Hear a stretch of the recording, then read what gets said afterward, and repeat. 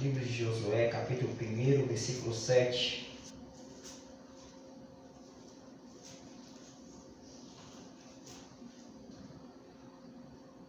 Está escrito assim: não somente esforça-te e tem muito bom ânimo para teres cuidados conforme Moisés com toda a lei. Meu servo Moisés te ordenou, dela não desvieis nem para a direita nem para a esquerda, para que prudentemente te conduza para onde quer que andares. Amém, queridos? Vamos orar ao Senhor. Senhor Deus, Pai, Criador dos céus e da terra, mais uma vez nós estamos em Tua presença, ó Deus, para glorificar e exaltar o Seu santo nome na beleza da Sua santidade.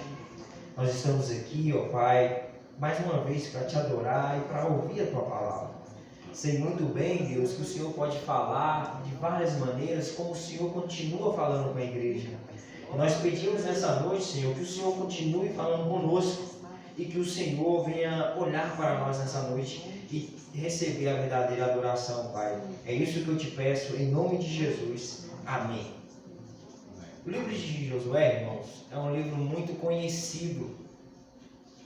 Alguns estudiosos chegam a dizer que o livro de Josué foi o primeiro livro escrito das histórias, né? Porque tem os Pentateucos, logo depois vem Josué. Eles afirmam que Josué é o livro mais antigo dos historiadores. Sabem muito bem que o significado de Josué é Deus, a salvação, né? Então, se formos analisar bem a palavra, vamos ver que o porquê que ele carregou esse nome. Mas o que me chama muita atenção aqui, que eu quero abordar com a igreja, que Deus falou no meu coração para trazer a mensagem nessa noite, o seguinte: o chamado que Josué carregou nos seus ombros. E, querendo ou não, no meio da igreja surge um impacto enorme quando a gente falando de chamado, porque tem algumas pessoas que conhecem o seu chamado, tem outras que conhecem o seu chamado e não aceitam o seu chamado. Eu estava vindo no carro conversando com o Ramon, e Ramon chegou a dizer isso comigo: tem pessoas que sabem o seu chamado, mas não aceitam o chamado que Deus ordenou. Então, basta nós aceitarmos, né? Porque quando nós aceitamos Jesus Cristo como o único suficiente Salvador da nossa vida, nós entregamos a nossa vida a Ele. Então, ou seja, as nossas vidas está na mão de Deus. Por isso que nós devemos aceitar o chamado que Cristo tem deixado para nós. Tem algumas pessoas que não conhecem o seu chamado, tem outras pessoas que já conhecem o seu chamado e praticam. Mas hoje a mensagem que eu quero trazer para a igreja é sobre o chamado, como Deus, Ele olha para nós e tem um cargo adequado para a gente. Porque sabemos muito bem que Deus, Ele trabalha na perfeição e é um Deus de ordem. Não um Deus qualquer, não um Deus desorganizado, mas sim um Deus que sempre coloca o pingo no i na hora certa. Não um Deus que escreve errado, não um Deus que faz coisas erradas, mas sim um Deus correto e super organizado. Quando eu olho para a Bíblia Sagrada e vejo a história de Josué, eu vejo um desafio enorme que Josué tinha que trazer ao longo da sua história. Analisamos muito bem, ele vai substituir um profeta chamado Moisés, o profeta da lei, cujo o povo conhecia muito bem, que foi um daqueles homens usado por Deus que tirou o povo do Egito.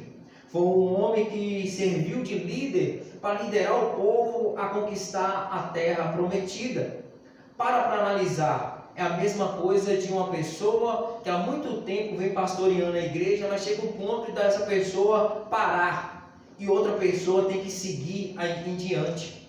Essa pessoa que vai seguir em diante, vem o peso nas suas costas em poder direcionar a igreja, o povo de Cristo, a nação eleita, a herdar a salvação. Assim também foi com Josué, queridos. Ele tinha um peso nas suas costas em levar o povo para a terra prometida. Se nós formos olhar na Bíblia Sagrada, tem muitos sucessores e tem vários chamados diferentes. Se você for olhar para a vida de Moisés, nós vamos olhar várias características. Quando ele encontra com Deus e vê a sarça ardendo, a Bíblia chega a dizer que ele é um homem do linguajar pesado. Se nós formos olhar para Moisés, ele não tinha capacidade nenhuma de liderar. mas Deus capacitou ele para liderar o povo. É na onde que nós vivemos em pleno século XXI, e eu posso dizer com propriedade que eu já pensei assim, eu já fui assim. Eu olhava para dentro de mim e não via, podemos dizer, eu não via uma pessoa que poderia liderar. Eu não poderia ver uma pessoa que eu poderia ter uma responsabilidade a mais. Para mim, eu vivendo do modo que eu estava tudo bem. Para mim, vivendo do modo que eu vivia, pregando, louvando, jejuando, orando, estava muito bom. Mas se nós formos olhar para dentro de si e olhar para dentro do meu eu queria isso. Mas o chamado que Deus tem para a minha vida é muito mais além do que eu imagino para mim. Você entende? Deus não chama você simplesmente para você ficar sentado no banco ou para mim ficar sentado no banco. Deus não chama a gente para ser simplesmente mais um membro. Não, Ele chama você, querido, mas como um soldado. Por quê? Porque um soldado, ele batalha de batalhas em batalhas em lugares diferentes. Então é para isso que a igreja, querido, a instituição igreja que nós carregamos, a religião que nós carregamos, os evangélicos, mas nós carregamos, além disso, o nome de Cristo. E o nome de Cristo tem que ser entoado em todas as nações. Ou seja, o que Ele deixou para a igreja foi ir pregar o evangelho a todas as nações. Então, ou seja, esse é o chamado que Deus encarregou para mim e para você. Tudo bem que Paulo chega a dizer que tem um som de multiforme graça. Uns vai pregar, outros vai cantar, outros vão orar, outros vão interceder, assim por diante, outros vão tocar. Mas a igreja é um conjunto, e esse conjunto embaseia no chamado de salvar vidas para Cristo. E se nós formos olhar mais adiante, querido, as imperfeições das pessoas para liderar são inúmeras. Para olhar para Moisés, ele tinha um linguajar pesado. Para olhar para Davi, ele não tinha capacidade de rei, não tinha tamanho de rei, não tinha aparência de rei, mas porém Deus tinha chamado. Deus tinha um chamado para ele reinar em Israel. Sabe o que está acontecendo? O que está acontecendo é que em pleno século XXI, alguém não está descobrindo o seu chamado. E o propósito nosso é descobrir o chamado e ir em diante, prosseguir. Porque enquanto nós descobrimos o nosso chamado, vamos alimentar adiante e adiante para nós chegarmos à perfeição. Para analisar, Moisés ele alcançou a perfeição imediato? Não, ele temeu. Ele ficou, Senhor, não sei falar. Quem sabe Davi, eu sou pequeno. Eu da casa de si, eu sou o último. Não tem como eu ir na guerra, não tem como eu reinar, porque tem pessoas melhores do que eu. Mas muitas vezes nós olhamos para essas dificuldades, esquecemos de quem nos chamou e quem nos capacita. Se você fosse conversar comigo, eu não vou longe. Se vocês fossem conversar comigo há 6 meses atrás, ou até 4 meses atrás, eu poderia falar para você que eu não queria pastorear, não queria liderar. Mas Deus me fez enxergar isso, que é preciso. Que se eu não liderar, quem vai liderar? Ou seja, se eu não for influência para a minha geração, quem é que vai ser? Então, ou seja, nós que estamos aqui, nós temos que ser influência para a geração que vai vir futura. Eu cheguei aqui e comentei com o Ramon, falei assim, olha que legal, os meninos tocando, ou seja, a geração da igreja está ficando viva, porque quanto mais antes a gente preparar os nossos jovens, as nossas crianças, os nossos adolescentes, vamos levantar uma igreja forte, viva e eficaz. Mas o que acontece é que o peso da responsabilidade nos nossos dias de hoje vem pesado muito mais. É muito bom viver tranquilo, calmo, no sofá, assistindo a televisão ou adquirindo conhecimento para si próprio, do que pregar aquilo que é verdade, do que falar aquilo que é verdade.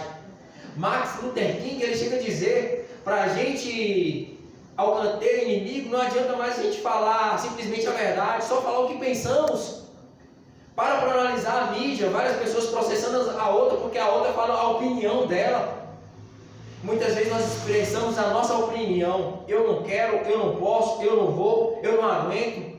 Mas a opinião de Deus tem deixado em segundo lugar. Qual é a opinião de Deus para a nossa humanidade hoje? Qual é a opinião de Deus na minha vida hoje? Qual é a opinião, qual é o chamado que Deus tem para a minha vida hoje? Basta somente nós aceitarmos, porque sabemos muito bem que o caminho de Deus é bem melhor do que o nosso. Porque em Provérbios chega a dizer muito bem que o caminho do homem parece ser bom, mas no fim é caminho de morte. E sabemos muito bem que Jesus Cristo chega a dizer: eu sou o caminho, a verdade e a vida. Se você for para o caminho de Jesus Cristo, você vai se dar bem na vida, você vai se dar bem na família, você vai alcançar um lugar que muitas pessoas alcançam. Mas acontece que você primeiramente, nós primeiramente, temos que chegar para dentro de si e olhar: Deus, qual é o meu chamado? O Senhor me chamou para quê? O Senhor me posicionou para quê? O tempo vai passar, os nossos pastores vão encontrar Cristo, e o futuro vai estar na minha vida, vai estar sobre a sua vida. Os pais, eles vão encontrar Cristo, e os filhos vão ficar nessa terra. O que será que nós vamos ensinar para os nossos filhos futuramente? Porque há uma falha enorme em algumas ideias, algumas pessoas que pensam, hoje o pai preocupa em que o filho tenha uma boa faculdade, hoje o pai preocupa se o filho vai ser um jogador de futebol renomado, hoje o pai preocupa mais com a estabilidade financeira do que ensinar os princípios de Cristo para ele. Então é uma coisa que tem que ser quebrada dia após dia. Não é errado o pai ensinar a preocupar com a vida financeira do filho, mas primeiramente tem que ser o reino. Primeiramente tem que ser o reino de Deus. Porque tem muitos casos no Brasil de pessoas que têm tudo e não tem nada. Tem pessoas que têm dinheiro, têm felicidade, têm momentos felizes, mas falta algo na sua vida. E quando eu olho para isso, querido, eu vejo como Deus ele age na simplicidade. Não precisa você querer outdoors. Não, porque Deus é um Deus simples. Aí quando a gente fala assim, simples, as pessoas pensam que o simples é de qualquer jeito. Não é. O simples é uma coisa bem temperada. É uma coisa no seu ponto. Nem amargo, nem doce, nem salgado, nem sem sal. Uma coisa tem uma temperança legal. Por isso que tem um dos frutos do Espírito que chama temperança. É por isso que tem esses frutos do Espírito. É porque nós temos que ser simples, queridos. A gente temos que seguir a palavra como ela fala, nem mais nem menos. Nós temos que seguir aqui que Cristo tem deixado para nós. E Josué, querido, vendo esse fardo que ia cair nos seus ombros, ele, quem sabe, fica com medo. Quem sabe ele teme. Mas Deus fala assim: olha, tem de bom ânimo, Josué. Assim como eu fui com Moisés, eu vou ser com você. E aí diz a Bíblia Sagrada que ele retomou o posto e começou a planejar uma estratégia para passar sobre o Rio Jordão para alcançar a terra prometida. É um dos pontos mais legais que eu acho de Josué. Porque se Deus prometeu a terra prometida, por que ele quer armar uma estratégia, quer mandar os espias lá para ver como é que é a terra? Aí eu parei e pensei, olha, Deus falou assim: Deus, por quê?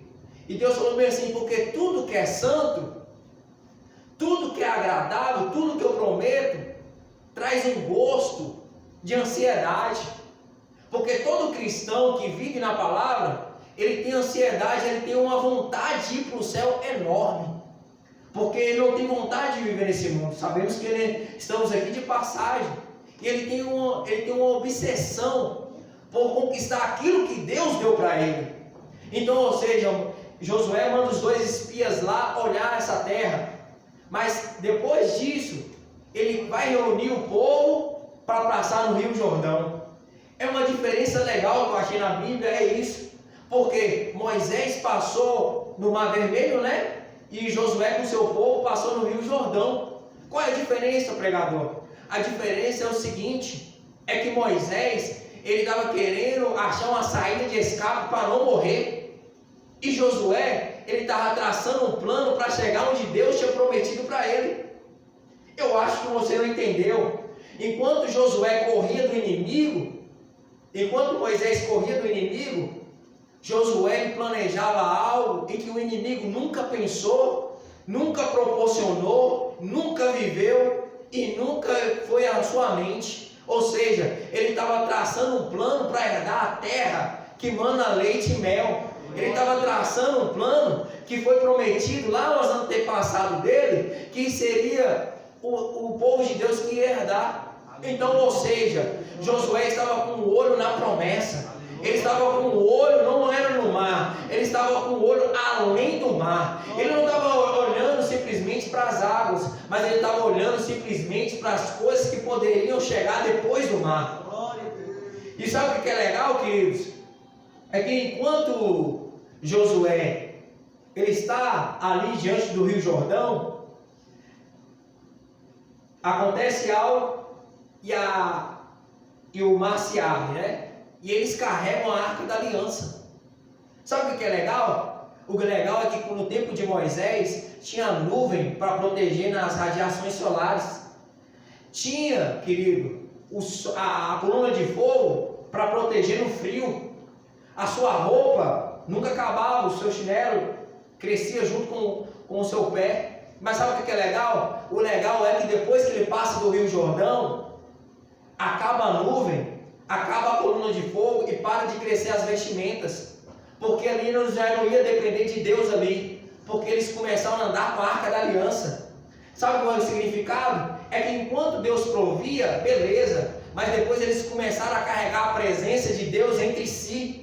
Ou seja, Deus não ficava somente no alto, Deus começou a pairar no meio deles. É por isso que nós falamos que quando tem um ou dois na presença de Deus ligado, ele se faz presente, porque ele não para somente nos ares, ele paira no meio da igreja, ele paira na vida de cada um de nós, ele paira na nossa casa. Sabe por quê? Porque onde o nome de Cristo é entoado, a presença dele exala. Eu tenho toda a certeza do mundo que o Espírito Santo de Deus está nessa igreja. Eu tenho toda a certeza do mundo em que a nuvem cessou, o sol parou por causa do povo, a coluna de fogo foi embora, mas a Arca da Aliança, que era a presença de Deus, nós carregamos dentro de nós mesmos, porque a Arca da Aliança é a presença do Cordeiro. Glória a Deus, aleluia. E sabe o que é legal?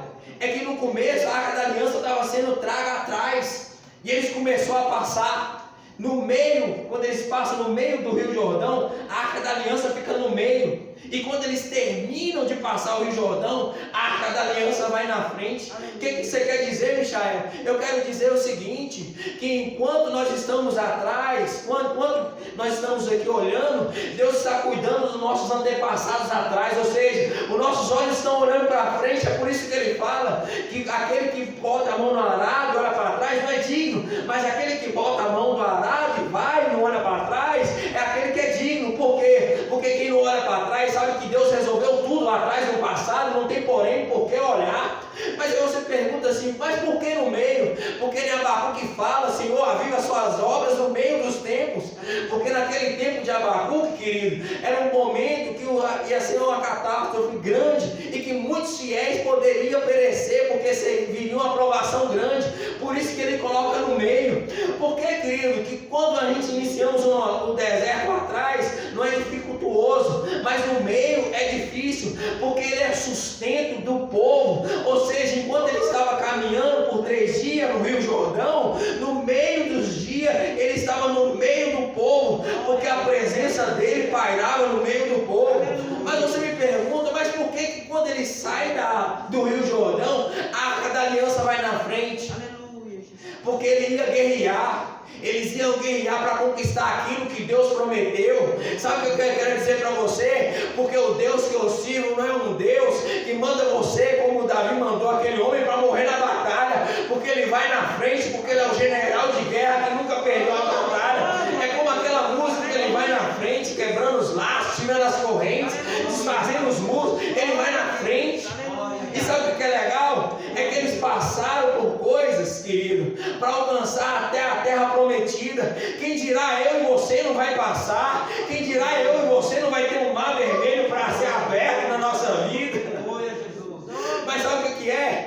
O que importa não é a aprovação. O que importa é que se a graça de Deus está com a gente. O que importa é se a presença está com a gente. O que importa é se nós vamos, não importa se vamos deitar debaixo do pé de zimbro, querido, e tentar falar, Deus, eu não aguento. É nessas horas que o anjo vem e dá alimento para nós comer. Sabe o que Deus está falando com você? Está falando assim, olha, você pode ter até pensado em parar, mas hoje eu estou mandando um anjo para dar alimento para você comer, para andar 2 milhas, para andar 2 jardas. O alimento que está descendo aqui, querido, não é simplesmente para você comer e mastigar, mastigar e mastigar. Porque toda vez que você pensar que a prova vai te vencer, é simplesmente um momento, querido, em que a arca está no meio do mar. Ou seja, a arca está no meio do mar, é a hora que Deus vai se sustentar. Simplesmente é isso. Simplesmente é isso. É porque quando está no meio parece que vai ser difícil. Parece que não vai alcançar. Mas depois que você passa por uma longa prova, ainda tem que combater de novo. Tem que guerrear de novo para conquistar aquilo que é seu. Ou seja, Deus deixou algo nessa terra que é para nós. Deus deixou algo nesse mundo que é para a geração eleita dele. Não deixe o inimigo roubar sua coroa. Não deixe o inimigo roubar o seu chamado. Não deixe o inimigo colocar você para baixo. Porque essa geração que nós pregamos é a geração eleita. É a geração que Cristo deixou para a igreja. É a geração, querido, que Cristo fala que as portas do inferno não prevalecem, porque nós pregamos Cristo e sabemos muito bem que Cristo tem poder para expulsar demônio, para fazer cura, para fazer milagre. O mesmo Deus que nós pregamos aqui no tempo de Josué não é o mesmo Deus que nós pregamos hoje, queridos. Eu pergunto, qual é a diferença de Moisés para Josué? A diferença é que Deus simplesmente proporcionou Moisés até um certo momento, agora é com Josué. Moisés recebeu a sua recompensa. Josué recebeu também a sua recompensa de ter guiado o povo. Conquistou a terra lá prometida. Repartiu entre eles. Josué dirigiu o povo, cuidou do povo, mas chegou um momento que Josué faz um memorial. Lá no capítulo 24, que ele faz um memorial falando assim: olha, essa pedra aqui, ó, é testemunha que vocês juraram a ser fiel a Deus. No dia que você aceitou Jesus Cristo, a igreja foi testemunha em que você levantou a mão para Jesus e aceitou Ele. O memorial de Josué naquele tempo foi a pedra debaixo de uma árvore. O memorial da igreja foi no dia que você foi selado com o Espírito Santo. Foi o dia que eu fui selado com o Espírito Santo. E Josué ali descansou. E o povo pereceu. Por quê? Porque no meio da liderança de Josué ele teve uma falha. Falha essa que nós não podemos ter no meio da igreja. Qual é essa falha, Michael? A falha foi que Josué não preparou ninguém para assumir o lugar dele. Se você for olhar o capítulo 1 de Juízes, o povo fala assim: quem vai liderar no meio de nós? Josué já está morto. Então acaba que bagunça tudo de novo. Que nessa noite não venhamos olhar para o nosso próprio umbigo, para o nosso próprio chamado, mas que nós venhamos ser líder, porque líder faz outros líderes. E sabemos muito bem que a igreja, querido, que a obra de Deus não vai parar. Mas Deus confiou em mim e em você esse chamado. Esse chamado, querido, não é para aquela pessoa que tem um vocabulário rico. Esse chamado não é para uma pessoa simplesmente que chega ontem na igreja. Esses chamados são para aquelas pessoas que Deus escolheu. Esses chamados são para as pessoas que Deus resgatou. Esse chamado é para pessoas que olham para dentro de si e vê a necessidade de servir a Deus dia após dia. Que nessa noite não venhamos olhar para dentro de nós, olhar se o irmão vai estar crescendo mais do que eu tenho que diminuir ele. Não é isso. Você tem que dar todos os materiais, suporte possível para ele crescer na graça e no conhecimento. Porque tem muitos lugares que vivemos muito bem, sabemos muito bem que pregadores ficam felizes quando o outro cai, porque vai sobrar mais agenda para ele lucrar mais. Mas sabemos que para a igreja de Cristo isso é abominável. Sabemos que isso para a igreja de Cristo, nós não aceitamos isso. Porque nós pregamos a boa-vinda do Cordeiro. Nós pregamos aquilo que Josué tanto lutou para que o povo conquistasse a terra prometida. É isso, querido, que Cristo quer de nós. É que nós reconhecemos o nosso chamado e que nós venhamos herdar aquilo que Ele prometeu para nós. Aí cai entre nós: o que Deus prometeu para mim? O que Deus prometeu para você? A promessa para todos os cristãos é um dia encontrar com o nosso Senhor Jesus Cristo aos altos céus. Mas qual é a promessa que Ele fez na sua vida no dia que ninguém olhava para você, no dia que ninguém olhava para mim? Qual foi a promessa que Ele fez quando ninguém desacreditava de mim, que todo mundo desacreditava de você? Se eu tivesse aqui, querido, a oportunidade de dar um microfone para algumas pessoas contar o seu testemunho, nós ficaríamos aqui uma semana, vários dias, porque o que Deus prometeu para nós, Ele é fiel para cumprir. Aleluia. E sabe o que é legal? Que na palavra de Cristo chega a dizer que pode passar céu e terra, mas a palavra dele é fiel para cumprir. Então, querida, a gente temos que viver na palavra, nós temos que andar na palavra, nós temos que viver conforme a palavra, nós temos que, nem que as pessoas pensem que a gente é doido, louco, nem que as pessoas pensem que a gente é cafona, quadrado, nem que a gente seja caluniado, mas nós temos que viver pela palavra, nós temos que andar pela palavra. Glória a Deus, aleluia. Porque a palavra de Cristo é luz, a palavra de Cristo é vida, e a palavra de Cristo é vida com abundância, querido. Aleluia, Jesus. Glória a Deus. É isso que a palavra de Cristo tem para nós essa noite. É isso que eu quero trazer para você hoje. Qual é o seu chamado? Qual foi o chamado que Deus entregou nas suas mãos? Aleluia. Qual foi o chamado que Deus colocou na sua vida? E sabe o que é legal? É que os líderes escolhidos pelo Senhor também morrem, mas as obras continuam. E sabe o que é legal? O legal de Deus é que o Jordão foi simplesmente um rompimento com o imobilismo e retomada de posição. O que você está querendo dizer isso, pregador? Moisés, ele conheceu Deus com a sarça ardente. Josué conheceu a obra de Deus no dia que o Rio Jordão se abriu. Ou seja, Moisés, para conhecer a Deus, ele teve que olhar para a sarça, ele teve que ter um encontro com a sarça ardente. Josué, para ter um encontro com Deus, o Rio Jordão teve que se abrir. Aí a pergunta de Deus para nós hoje é: o que quer que Deus te faça para você ver o chamado que Ele entregou nas suas mãos? Será que Ele tem que contar a parábola lá dos 10 talentos que foram entregues?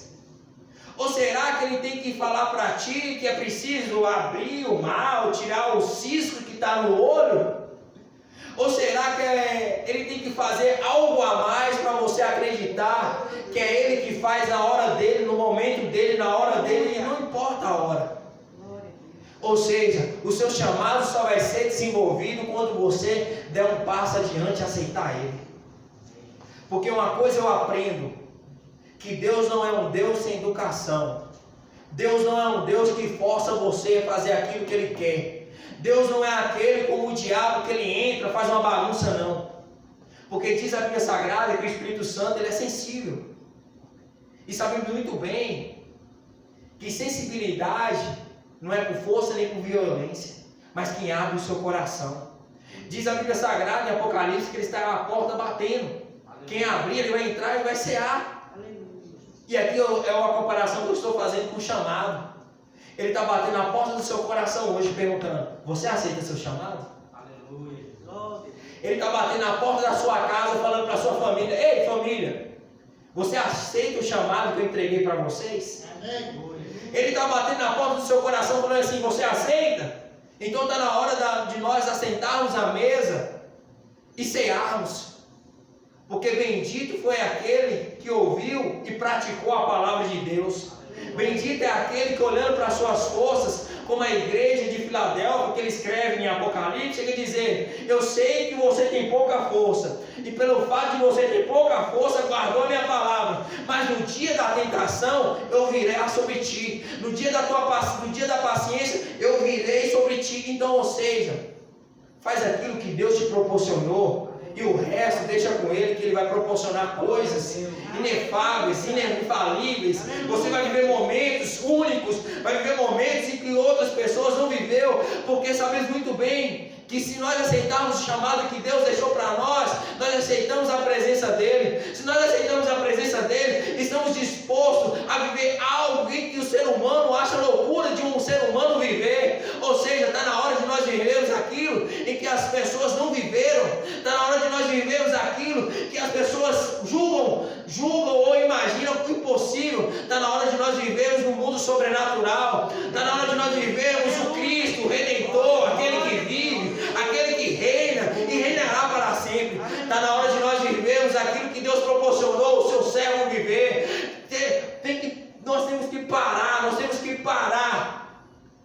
de pensar, será se vai? Será se eu consigo? Mas falar, eu posso em nome de Jesus. Com Cristo na frente vai, com Cristo na frente vai surgir, com Cristo na frente vamos alcançar 1001 milagres segundo a vontade de Deus. Aleluia. Queridos, coloque-se de pé, por favor. Glória a Deus, aleluia. Eu poderia chamar você aqui na frente, Aleluia.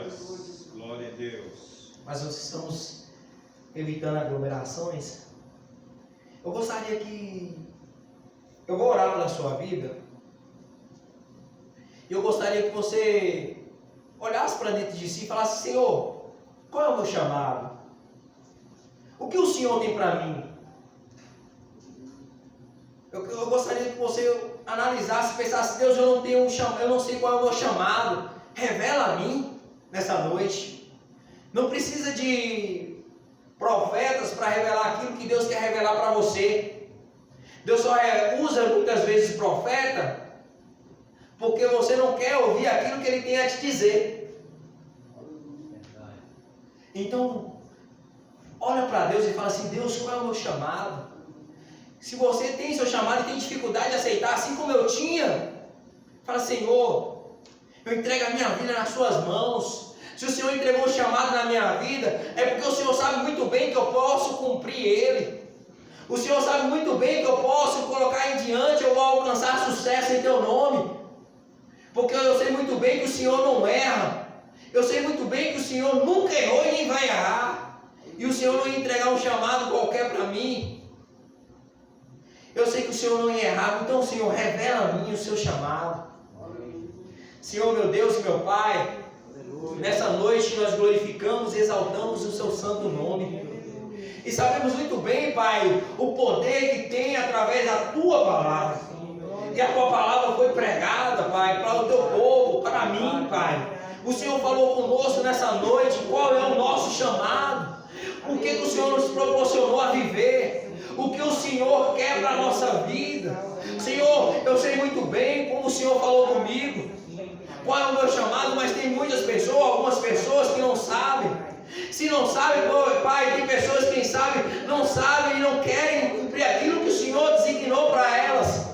Então, Deus, é isso que nós pedimos nessa noite, Pai, que o Senhor venha colocar no nosso coração a chama ardente de cumprir aquilo que o Senhor designou a gente aí. E sabemos muito bem, Deus, que cumprir a tua palavra é bem melhor do que a nossa.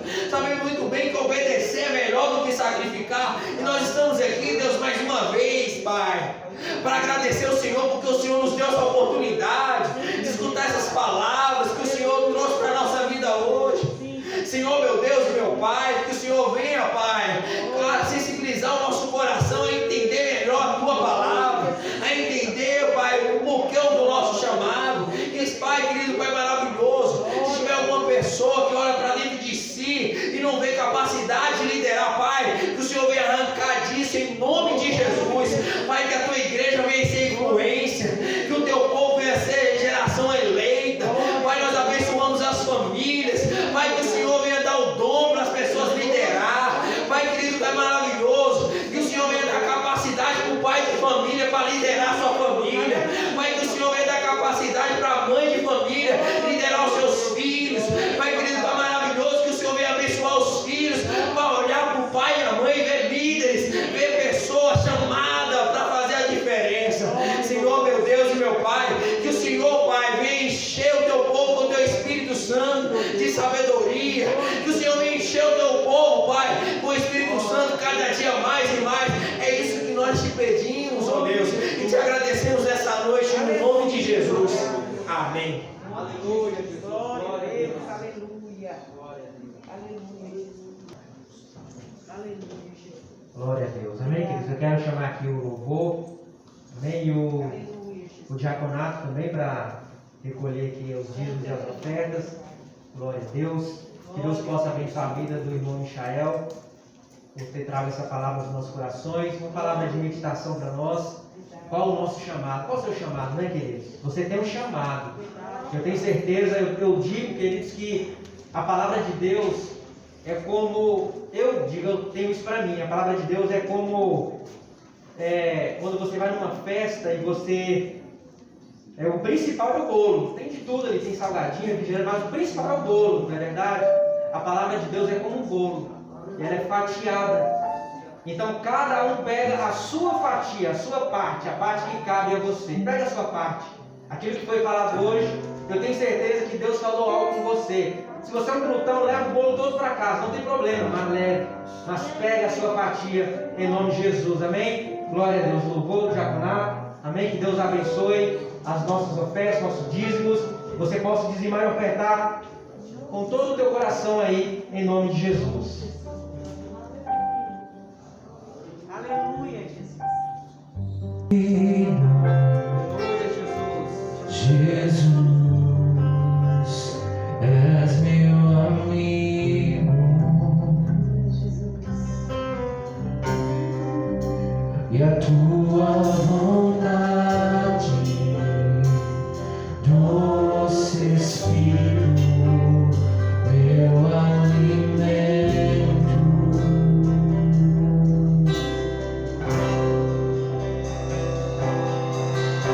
Senti, não há valor em mim, sou como um vaso de barro, pronto a ser quebrado, para ser o que queres de mim. A tua presença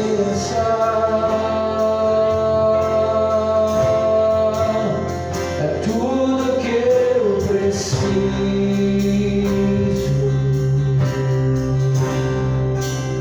A tua presença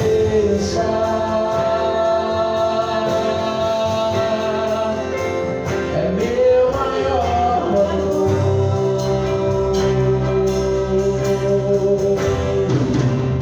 Atrai o meu coração,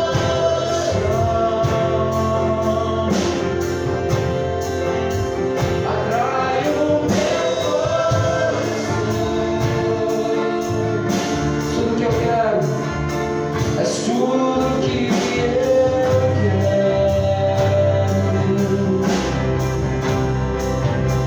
Atrai o meu coração,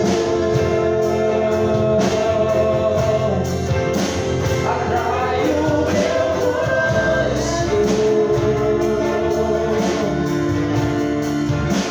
Eu posso te tocar. Fique em pé no seu lugar nessa noite. Fique em pé no seu lugar. Diga isso nessa noite a Ele.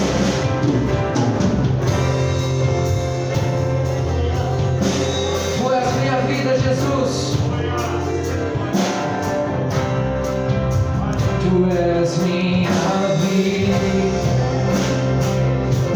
Jesus. És meu amigo,